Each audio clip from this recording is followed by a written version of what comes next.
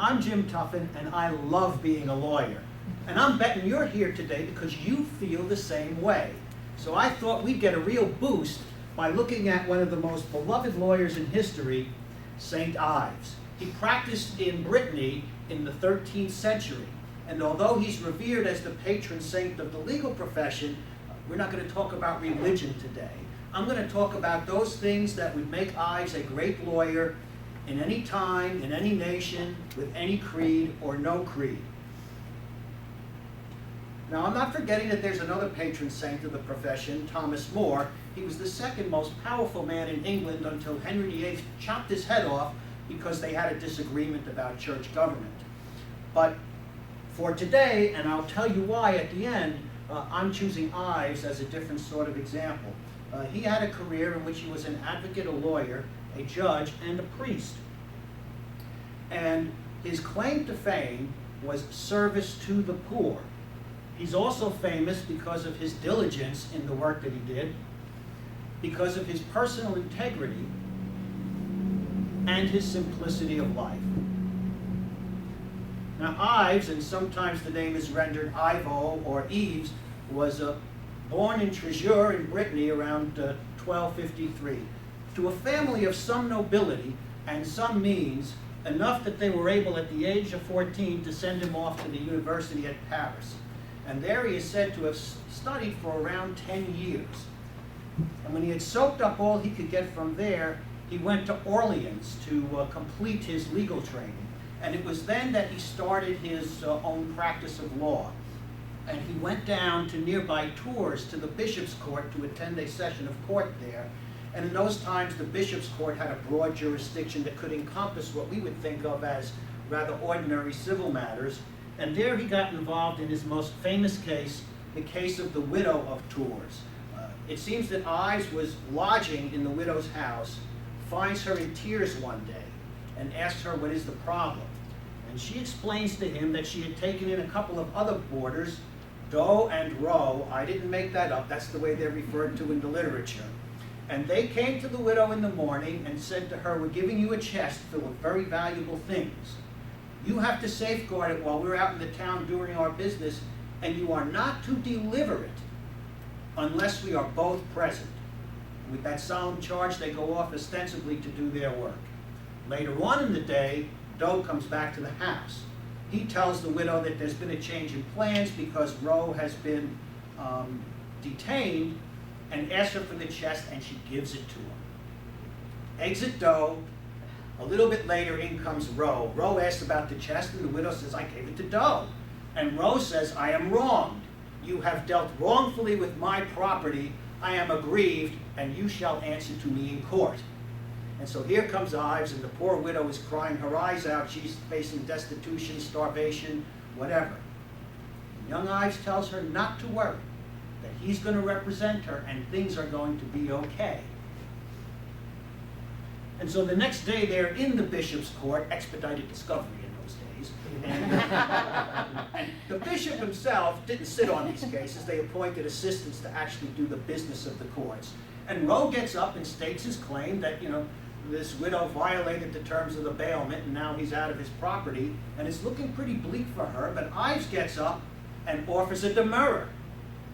Roe has not proved his case, because by his own testimony, the widow cannot be charged with producing the chest unless both Roe and Doe are present. Doe is absent. Roe starts to get a little pale and probably would have withdrawn his suit. But Ives presses the matter and says, I find it curious that Doe is not here to fulfill the condition precedent. We should dispatch the officers to bring him in and find out what's going on. And when they get Doe in with the chest, they find out that it is full of junk, that these grifters were scamming the old lady and trying to extort from her all she had. And my wish is that they got the full weight of 13th century justice, but I really don't know what their punishment was.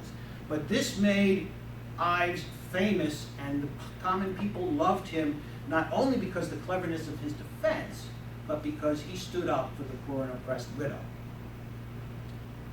Now, around 1280, he returns to Tregear, and he's finishing his preparation for the priesthood And during that time, he continues his active practice of law, limited to representing the poor, the widows, and the orphans. Obviously, this isn't making much income for him, but he becomes well known for giving away most of what he does get.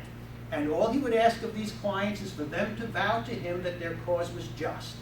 And if they did so, he would tell them, for the sake of God, I will help you. In 1284, Ives takes holy orders. In addition to his legal work, he's appointed as a parish priest and is appointed deputy judge to the Bishop of Tréguer. So Ives is now the primary dispenser of justice in this jurisdiction. And the testimony that was marshaled by Professor Wigmore, you can get the cite to his article in the materials, the universal accolades was that Ives was austere and humble. Although he was a person of some prominence in the community, he never wore fancy clothes, he never ate fancy food. He was famous for his boundless charity. As a judge, he worked tirelessly to reconcile even the most belligerent litigants. And of course, he was famous for his humane sympathy for the poor and oppressed. He also gets some honorable mention for resisting unjust taxes, but his main claim to fame earned him the appellation of Advocatus Pauperum.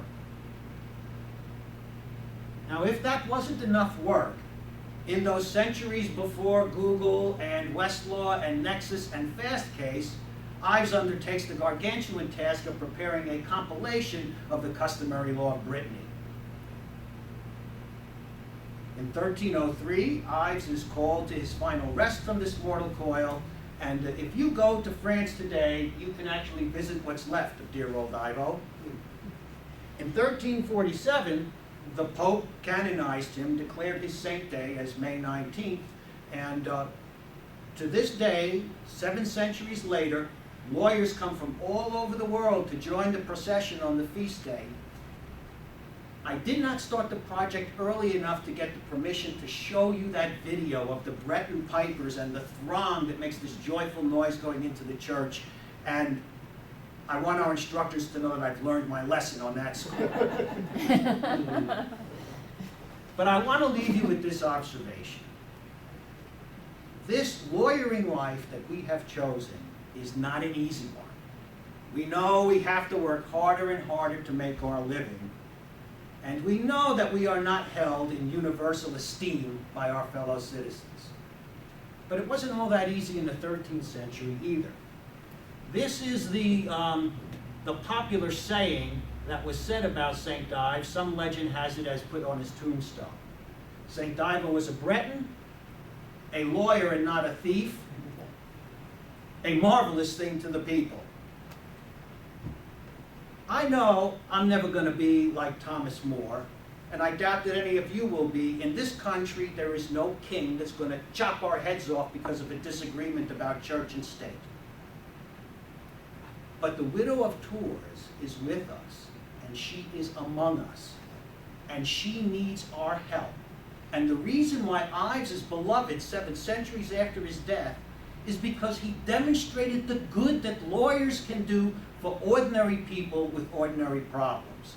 And if we will do that, it will be a marvelous thing indeed for us and for all the people. Thank you.